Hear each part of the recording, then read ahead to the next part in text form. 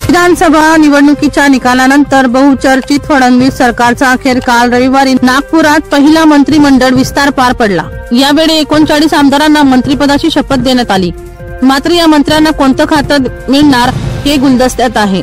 दरम्यान आता महायुती विधानसभा निवडणुकीच्या प्रचारादरम्यान आपल्या जाहीरनाम्यात जी आश्वासने दिली होती ती पूर्ण करणार का, याकडे साऱ्या महाराष्ट्राचे लक्ष राहणार आहे। महायुतीने सत्ता स्थापित केल्यापासून शेतकरी कर्जमाफीचा निर्णय कधी होणार असा प्रश्नही शेतकऱ्यांकडून उपस्थित होतोय।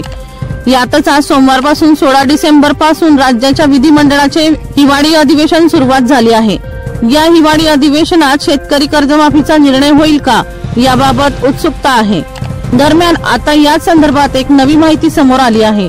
2019 मध्ये महाविकास आघाडी सरकार सत्तेत आल्यानंतर नागपुरातील हिवाळी अधिवेशनात कर्जमाफी जाहीर झाली होती। त्यामुळे या अधिवेशनातही कर्जमाफी होईल अशी शेतकऱ्यांची अटकळ होती। कैलास कोडी यांचा रिपोर्ट, माझा आवाज लाईव्ह, मुक्ताईनगर।